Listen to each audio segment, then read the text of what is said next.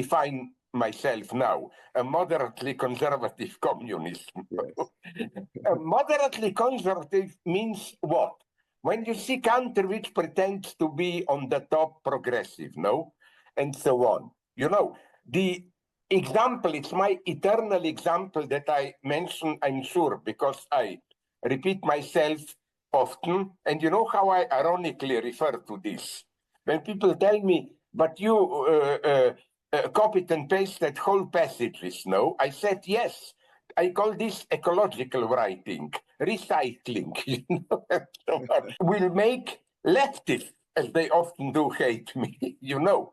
Isn't what I really despise is this pseudo-radical leftists who like these big triumphant events, you know. Remember years ago, 1 million people in Tahrir Square, 1 million people in Istanbul. We are mega demonstrations. We are all together there and so on. But, you know, this is why I am a moderately conservative communist. I'm never impressed by this big public event where people feel solidarity. My question is, how do you put the morning after drinking too much? The morning after. When the emergency state, where we are all happy, we cry, magical event, when it's over and things return to new normality, how do people feel, experience the change in their everyday life? Is it any better or is it even worse? I'm not a pessimist, just a pessimist here. For example, people often say, look at Occupy Wall Street, it came to nothing. It's not so simple. I think that Marxists, but Hegel already, like this metaphor of the mole, the stupid animal beneath the earth, doing its underground work. I think that all this did lay foundation for so-called democratic socialism. Don't forget that now, and this is one of the non-intended beneficiary effect of Trump, nonetheless, after, I don't know, 80, almost 100 years, you can be a socialist in the United States while even still belonging to a left wing of Democratic Party, while not being automatically excluded, no? And incidentally, another lesson here, which goes against this simple ranking. You know why I appreciate, although I, of course, often disagree with him, with Bernie Sanders? He said something ingenious.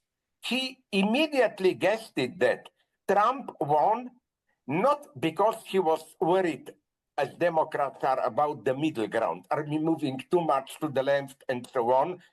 Trump won because he got it that if you radicalize your situation and go to extreme in a certain way, you gain vote. I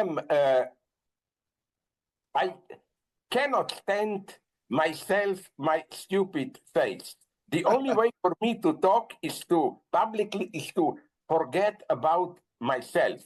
It's not a joke what I will tell you now. The two relatively popular movies that I did, documentaries with Sophie Fiennes, Pervert Guide to Ideology, to Cinema, I haven't seen them. Why?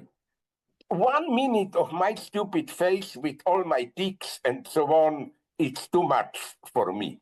No, what now I will give you my formula. Maybe this will me interest. First, I don't propose to have clear, final answers.